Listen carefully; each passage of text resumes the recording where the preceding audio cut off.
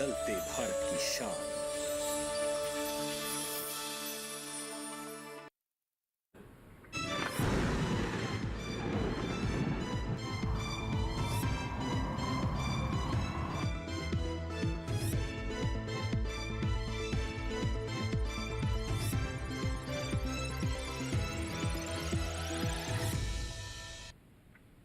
नमस्कार, स्वागत है आपका मौसम खबर में। मैं हूं अंजू सिंह। मौसम खबर में जानेंगे अगले 24 से 48 घंटों में कैसा रहेगा मौसम का हाल, कहां होगी बारिश, कहां चलेंगी तेज हवाएं, तापमान की स्थिति क्या रहेगी। इसके साथ ही हम आपको वायु गुणवत्ता के बारे में भी जानकारी देंगे। लेकिन शुरुआत करते हैं मौसम से जुड़ी 5 बड़ी खबरों के साथ। सिलसिलेवार तरीके से इन 5 बड़ी खबरों पर आइए नजर डालते हैं। सबसे पहले आपको जानकारी दें पश्चिमी राजस्थान के बारे में, जहां पर अनेक इलाकों में लू चलने की संभावना बनती नजर आ रही है। वहीं पंजाब की बात करें तो यहाँ भी अनेक हिस्सों में भीषण गर्मी और लू का ऑरेंज अलर्ट जारी किया गया है, यानी काफ़ी ज़्यादा गर्मी यहाँ पर पड़ रही है। मध्य प्रदेश की बात करें तो लोग झुलसती गर्मी और लू से बेहाल है, ऐसी फिलहाल स्थिति यहाँ पर भी बनी हुई है। तमिलनाडु पुडुचेरी की बात करें तो तेज हवाओं के साथ मूसलाधार बारिश की यहाँ पर फिलहाल संभावना बनती नजर आ रही। तमिलनाडु में कहीं कहीं मूसलाधार बारिश हो सकती है। केरल की बात करें तो तटीय इलाकों में हालात रह सकते हैं प्रतिकूल। तो ये थी मौसम से जुड़ी 5 बड़ी खबरें। आइए अब गर्मी अपडेट की बात करते हैं, जिसमें हम गर्मी की स्थिति के बारे में आपको जानकारी देते हैं कि कहाँ कैसे हालात फिलहाल बने हुए हैं, कहाँ सतर्क रहें, कहाँ नज़र बनाए रखने की आवश्यकता है, कहाँ किस तरह का अलर्ट जारी किया गया है। फिलहाल आप पूरा मैप देख सकते हैं, जिसमें जो क्षेत्र आप हरे रंग में देख रहे हैं फिलहाल उनको लेकर किसी तरह की चेतावनी नहीं है। लेकिन जहाँ आप लाल रंग देख रहे हैं वहाँ पर चेतावनी ज़्यादा है, ज़्यादा सावधान रहने की आवश्यकता है। वहीं अगर हम नारंगी रंग की बात करें तो वहाँ सावधान रहने की ज़रूरत है। अगर हम पश्चिमी राजस्थान की बात करें तो यहाँ पर लू जैसे हालात बने हुए, काफ़ी गर्म हवाएं चल रही हैं, पारा काफ़ी अधिक है, इसलिए बहुत ज़्यादा सावधान रहने की ज़रूरत है। यहाँ पर आप बहुत अगर आवश्यकता है तभी घरों से बाहर निकले। वहीं अगर हम पंजाब, हरियाणा, इसके अलावा हम पूर्वी राजस्थान, पश्चिमी राजस्थान, गुजरात और पूर्वी मध्य प्रदेश और बिहार की बात करें तो सभी जगह आप देख रहे हैं ऑरेंज अलर्ट जारी किया गया है। यहाँ सावधान रहने की आवश्यकता है, क्योंकि यहाँ भी पारा लगातार बना हुआ है और तापमान काफ़ी ज़्यादा है, काफ़ी गर्म हवाएं यहाँ पर चल रही है और इसीलिए आवश्यकता है कि आप नज़र बनाए रखें मौसम के मिजाज पर और बहुत ज़्यादा गर्मी होने पर घरों से बाहर ना निकले, कृषि क्रियाओं को भी उसी के अनुसार कर लें। और आइए बढ़ते आगे मौसम अलर्ट की बात करते हैं, जिसमें हम आपको विस्तार से जानकारी देंगे बारिश के बारे में, यानी देश के कौन से वो हिस्से हैं जहाँ पर कहीं कहीं बारिश होने की आवश्यकता स्थिति बनती नजर आ रही है और कहाँ पर कम जगहों पर बारिश होगी या फिर कहाँ पर ज़्यादा जगहों पर बारिश होने की स्थिति नज़र आ रही है। अगर हम दक्षिण की बात करें तो केरल, तमिलनाडु, पुडुचेरी की आप बात कर ले तो यहाँ पर आप देख सकते हैं कि बारिश को लेकर के सावधान रहने की ज़रूरत है। गरज चमक के साथ यहाँ पर तेज़ हवाएं चल सकती हैं। इसके बाद अगर हम जम्मू कश्मीर और लद्दाख की बात करें तो यहाँ भी आप देख रहे हैं कि गरज चमक के साथ यहाँ पर भी बौछारें पड़ सकती है। हिमाचल प्रदेश में भी ऐसे हालात रहेंगे। और अगर हम पूर्वोत्तर राज्यों की बात करें तो अरुणाचल प्रदेश में आप देखिए कि यहाँ पर काफ़ी क्षेत्रों में बारिश हो सकती है। और वहीं असम, मेघालय की बात करें तो वहाँ पर फिलहाल कोई चेतावनी नहीं है। लेकिन नागालैंड, मणिपुर, मिजोरम, त्रिपुरा की बात कर ले तो यहाँ पर आप देख रहे हैं कि यहाँ पर गरज चमक के साथ बौछारें पड़ने की संभावना है। वहीं अगर हम मध्य महाराष्ट्र, मराठवाड़ा, विदर्भ और तेलंगाना की बात करें तो यहाँ भी आप देख रहे हैं कि गरज चमक के साथ बौछारें भी पड़ेंगी और यहाँ पर गर्म हवाएं भी चल सकती है, तेज हवाएं भी चलने की स्थिति फिलहाल बनी हुई है। तो आप देखिए सावधान रहने की आवश्यकता कहाँ पर नजर बनाए रखें और कोई चेतावनी जिन क्षेत्रों को लेकर नहीं है उसके बारे में भी हमने अभी आपको जानकारी दी। तो फिलहाल मौसम में ये विभिन्न क्षेत्र हैं, राज्य है जहाँ पर मौसम जुड़ी इन गतिविधियों पर ध्यान रखने की बहुत ज़्यादा ज़रूरत है। मौसम पूर्वानुमान की बात करते हैं, इसमें हम आपको जानकारी देते हैं बारिश के बारे में। तो आइए सिलसिलेवार तरीके से हम बारिश के बारे में आपको जानकारी दे देते हैं, जिसमें अगर हम हिमाचल प्रदेश, उत्तराखंड की बात करें तो यहाँ पर कहीं कहीं बारिश होने की संभावना है। जम्मू कश्मीर और लद्दाख में कई जगह बरसात हो सकती है, लेकिन पंजाब, हरियाणा, दिल्ली, पश्चिमी उत्तर प्रदेश, पूर्वी उत्तर प्रदेश में बरसात की कोई स्थिति फिलहाल बनती नजर नहीं आ रही है, यानी यहाँ पर कोई बारिश के पूर्वानुमान नहीं है। यहाँ पर बारिश अगले 24 से 48 घंटों में होने की संभावना नहीं दिखाई दे रही है। और आइए अब आगे जानकारी देते हैं कि देश के जो पूर्वोत्तर के क्षेत्र हैं, पूर्वोत्तर के जो राज्य हैं वहाँ पर क्या हालात रहेंगे। तो अरुणाचल प्रदेश, असम, मेघालय की बात करें तो यहाँ पर आप देख रहे हैं कि अगले 24 से 48 घंटों में भी अधिकतर जगहों पर बारिश हो सकती है।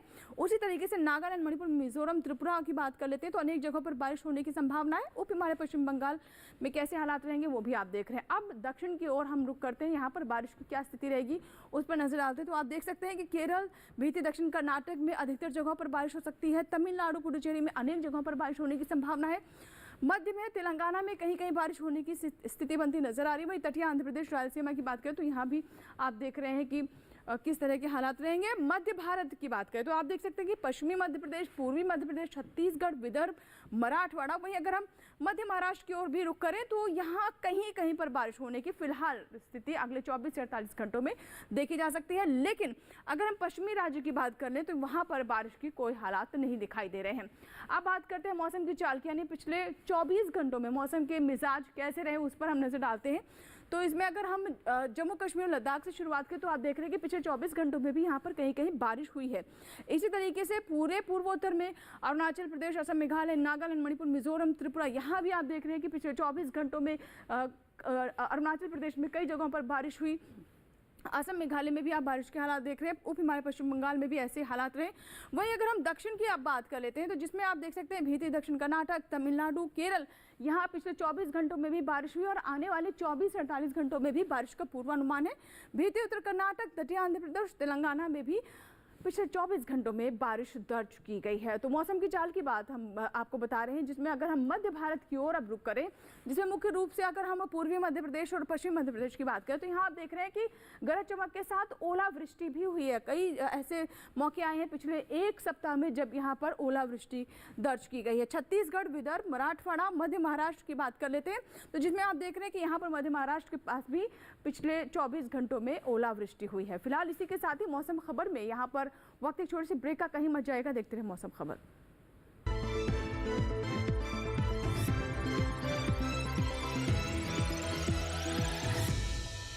Hey girls! Hi! Congratulations! आज तो पार्टी चाहिए। पहले चैंपियन के साथ सेल्फी लेंगे। आइडिया, यही करते हैं पार्टी। Pizza party. ये चल अपना कार्ड और पिन दे। मेरे कार्ड की डिटेल्स मैं खुद ही डालूंगी। आरबीआई कहता है अपना पिन, ओटीपी, सीवीवी या इंटरनेट बैंकिंग पासवर्ड किसी के साथ शेयर ना करें। ऑनलाइन बैंकिंग सिर्फ अपने कंप्यूटर, मोबाइल और सिक्योर नेटवर्क से करें। Bye girls. कहाँ जा रही है? सुना नहीं। No sharing. आरबीआई कहता है जानकार बनिए, सतर्क रहिए।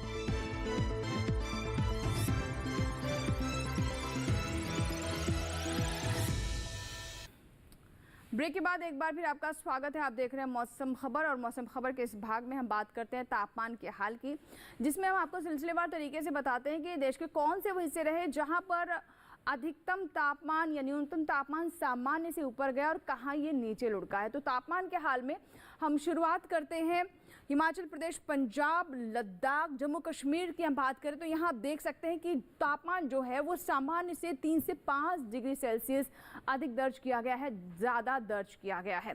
यानी अधिकतम तापमान सामान्य से कहाँ ज़्यादा है, किस तरह की स्थिति रही या फिर कहाँ लुढ़का है, इस पर अगर हम नजर डालें तो अभी भी आप देख रहे हैं कि अरुणाचल प्रदेश, असम, मेघालय में भी तापमान में इजाफा ही नजर आ रहा है और ये सामान्य से 5 डिग्री सेल्सियस ज़्यादा ही दर्ज किया गया है। इसी तरीके से जो पूर्वोत्तर के अन्य राज्य है जिसमें नागालैंड, मणिपुर, मिजोरम और त्रिपुरा शामिल है, यहाँ भी आप देख रहे हैं कि 3 से 5 डिग्री सेल्सियस जो अधिकतम तापमान है सामान्य से अधिक दर्ज किया गया है। तो ये 3 से 5 डिग्री सेल्सियस के बीच में रेंज दर्ज की गई। लेकिन वही अगर तेलंगाना, तटीय आंध्र प्रदेश, पूर्वी मध्य प्रदेश की बात करें तो यहाँ फिलहाल थोड़ी राहत जरूर है। जैसा कि आपने देखा भी गरज चमक के साथ यहाँ पर ओलावृष्टि भी हुई है। ओलावृष्टि से जहाँ नुकसान हो रहा है लेकिन वही तापमान में 5 डिग्री सेल्सियस से कमी दर्ज की गई है। इसी तरीके से विदर्भ, मराठवाड़ा और भीतरी उत्तर कर्नाटक में भी थोड़ी राहत नजर आ रही है। सामान्य से 5 डिग्री सेल्सियस यहाँ भी पारा नीचे लुढ़का है, यानी यहाँ भी गर्मी से थोड़ी राहत महसूस की जा रही है। लेकिन अगर हम सबसे अधिक तापमान की बात करें तो देखिए पश्चिमी राजस्थान के श्री गंगानगर में 46.3 डिग्री सेल्सियस से तापमान दर्ज किया गया, यानी 46 डिग्री तापमान से डिग्री सेल्सियस से भी तापमान ऊपर यहाँ पर चला गया है। अब बात करते हैं न्यूनतम तापमान की, जिसमें हम पंजाब और पश्चिमी राजस्थान और गुजरात की बात करें तो न्यूनतम तापमान हालांकि यहाँ पर ज़्यादा ही दर्ज किया गया है। 3 से 5 डिग्री सेल्सियस के बीच में यहाँ पर न्यूनतम तापमान अधिक रहा है। वहीं बिहार और झारखंड की बात कर लेते हैं तो देख सकते हैं आप 3 से 5 डिग्री सेल्सियस यहाँ पर न्यूनतम तापमान सामान्य से ऊपर दर्ज किया गया है, ज़्यादा दर्ज किया गया है। देश के विभिन्न हिस्सों में अब हम न्यूनतम तापमान के बारे में आपको जानकारी दे रहे हैं कि मुख्य रूप से वो कौन कौन से क्षेत्र रहे जहाँ पर न्यूनतम तापमान में इस तरह का बदलाव देखा जा रहा है। असम, मेघालय, नागालैंड, मणिपुर, मिजोरम, त्रिपुरा में आप देख रहे हैं 3 से 5 डिग्री सेल्सियस जो तापमान है वो सामान्य से यहाँ पर ज़्यादा दर्ज किया गया है। तो जहां पर यहाँ अधिकतम तापमान भी अधिक ही था और न्यूनतम तापमान में भी ऐसी ही स्थिति दर्ज की गई। तेलंगाना की बात कर लेते हैं तो हालांकि तेलंगाना में आप देख रहे हैं कि जो न्यूनतम तापमान है वो 3 से 5 डिग्री सेल्सियस यहाँ पर कम दर्ज किया गया है। उसी तरीके से अगर हम भीतर दक्षिण कर्नाटक की बात करें तो यहाँ फिलहाल गर्मी से राहत नहीं है। 3 से 5 डिग्री सेल्सियस जो न्यूनतम तापमान है वो सामान्य से 3 से 5 डिग्री सेल्सियस के बीच में अधिक दर्ज किया गया है, ज़्यादा दर्ज किया गया है। और अगर हम सबसे कम तापमान की बात करें तो आप देख रहे हैं हरियाणा के नाहन में 21.1 डिग्री सेल्सियस तापमान दर्ज किया गया है। और आइए बढ़ते हैं आगे और देश के अन्य राज्यों में हिस्सों में कैसा रहा अधिकतम और न्यूनतम तापमान, क्या स्थिति रही तापमान की, आइए देखते हैं।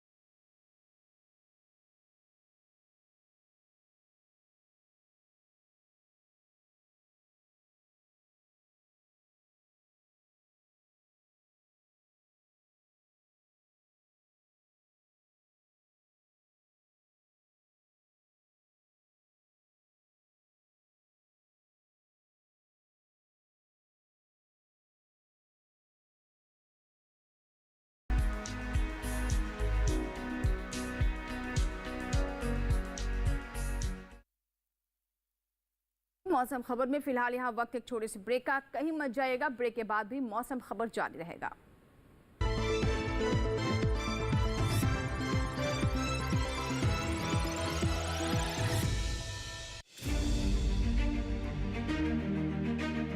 सरकार की प्राथमिकता का केंद्र कृषि।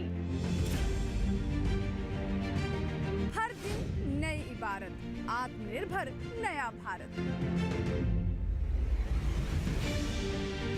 आधुनिक तकनीक और विज्ञान का मेल। किसानों की मेहनत है ये, नहीं है कोई आसान खेल। बीज से बाजार तक, अन्नदाता से खरीदार तक।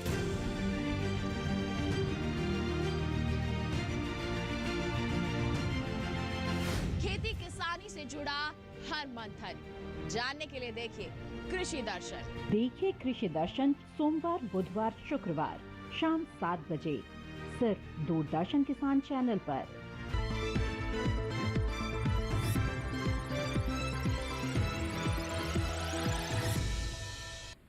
ब्रेक के बाद एक बार फिर आपका स्वागत है। आप देख रहे हैं मौसम खबर और मौसम खबर के इस भाग में आइए अब बात करते हैं एयर क्वालिटी इंडेक्स यानी वायु गुणवत्ता की। देश के जो प्रमुख बड़े शहर हैं वहाँ की हवा कैसी रही, क्या यहाँ पर वायु गुणवत्ता बेहतर हुई या नीचे गई। तो शुरुआत राजधानी दिल्ली से करते हैं। तो आप फिलहाल देख सकते हैं कि काफ़ी समय से यहाँ पर संतोषजनक स्थिति में बनी हुई थी वायु गुणवत्ता, लेकिन अभी संतोषजनक कैटेगरी को पार करके 227 पहुँच गई है। पुणे की बात करें तो पुणे में फिलहाल आप सुधार देख रहे हैं, 63 है यहाँ की एयर क्वालिटी। मुंबई में 101 है क्योंकि एक अंक ऊपर है 100 से, इसीलिए आप देख रहे हैं कि ये फिलहाल संतोषजनक श्रेणी में नजर आ रही है। इसी तरीके से आगे अगर हम कोलकाता की बात करें तो आप देख रहे हैं कि यहाँ पे जो एयर क्वालिटी है वो संतोषजनक कैटेगरी में है, 161 है फिलहाल यहाँ पर 200 से कम होने की वजह से 161 पर है। लखनऊ पर नजर डालते हैं तो 193 है लखनऊ में एयर क्वालिटी इंडेक्स और ये भी संतोषजनक कैटेगरी में ही है, संतोषजनक श्रेणी में है। पटना की बात करें तो पटना में फिलहाल अभी सुधार नहीं नजर आ रहा है, हालांकि पीछे हमने देखा था कि पटना की एयर क्वालिटी भी बेहतर हुई थी, लेकिन एक बार फिर से ये संतोषजनक से ऊपर जा चुकी है, 221 हो गई है। हैदराबाद की बात करें तो आप देख सकते हैं कि 49 है और ये फिलहाल काफी बेहतर स्थिति में है, अच्छी की स्थिति में है।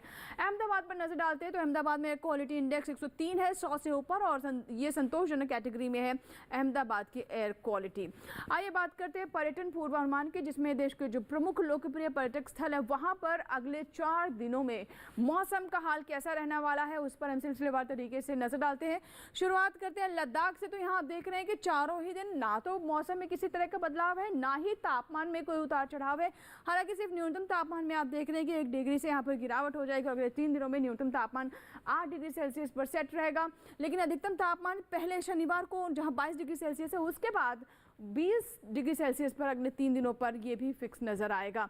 अब शुरुआत करते हैं यहाँ पर हिमाचल प्रदेश के साथ। तो आप देख रहे हैं कि हिमाचल प्रदेश में शनिवार, रविवार, सोमवार तीनों ही दिन बारिश होती रहेगी, जैसा कि हमने कार्यक्रम में आपको मौसम पूर्वानुमान में भी जानकारी दी थी। अधिकतम तापमान 33 और उसके बाद 2 दिन 32 और मंगलवार को तापमान में इजाफा हो सकता है और ये 34 डिग्री सेल्सियस तक पहुंच सकता है। न्यूनतम तापमान भी आप देखिए 1 डिग्री सेल्सियस से यहाँ पर थोड़ा उतार चढ़ाव जरूर नजर आएगा, लेकिन ज़्यादा यहाँ पर उतार चढ़ाव नहीं है। अब बात करते हैं उत्तर प्रदेश के प्रयागराज की। तो यहाँ आप देख रहे हैं कि गर्मी का आलम क्या है। चारों ही दिन यहाँ पर लू चलने की स्थिति बनी हुई है। 45 डिग्री सेल्सियस तक तापमान है अगले 3 दिनों तक, यानी सोमवार तक, और काफ़ी गर्म हवा यहाँ पर चल सकती है। मंगलवार को यहाँ पर शुष्क रहेगा मौसम बिल्कुल, और देख रहे हैं कि काफ़ी ज़्यादा धूप हो सकती है। अब राजस्थान के बीकानेर की बात करें तो यहाँ पर भी गर्मी काफ़ी ज़्यादा बनी हुई है। बीकानेर में भी आप देखिए 40 डिग्री सेल्सियस तक तापमान जा रहा है। हीट वेव्स यहाँ भी चलने की संभावना है। पूरी तरीके से आप देखिए कि गर्मी यहाँ पर अपने गिरफ्त में बीकानेर को गर्मी ने लिया हुआ है, और इसीलिए बहुत ज़्यादा सावधानी की आवश्यकता है। एडवाइजरी जारी की जा रही है जहां मौसम विभाग की तरफ से, वहीं हेल्थ एडवाइजरी भी है कि गर्मी से अपने आप को सुरक्षित रखने के तमाम उपाय करते रहें, चाहे वो पशु हो या फिर इंसान। अब बात करते हैं दार्जिलिंग की। तो आप देख सकते हैं कि शनिवार को यहाँ पर बारिश हो सकती है। अधिकतम तापमान 22 डिग्री सेल्सियस, रविवार, सोमवार, मंगलवार को 21 डिग्री सेल्सियस तक तापमान रहेगा। यहाँ भी बारिश होने की पूरी स्थिति बनी हुई है। न्यूनतम तापमान आप देख रहे हैं कि 12 से 13 डिग्री सेल्सियस के बीच में न्यूनतम तापमान यहाँ पर रह सकता है।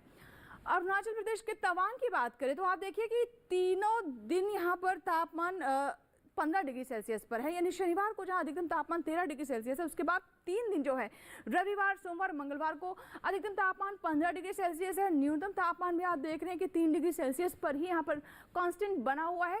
सिर्फ शनिवार को यहाँ पर 13 और 4 डिग्री सेल्सियस तापमान दिखाई दे रहा है, यानी कुल मिलाकर तापमान में कोई ज़्यादा उतार चढ़ाव नहीं है। और इसी तरीके से अगर हम गोवा की बात करें तो गोवा के पणजी में भी बारिश चारों ही दिन रहेगी। तापमान जहाँ अधिकतम तापमान 35 डिग्री सेल्सियस है शनिवार, रविवार, सोमवार और मंगलवार को, न्यूनतम तापमान भी 26 डिग्री सेल्सियस पर कांस्टेंट रहेगा।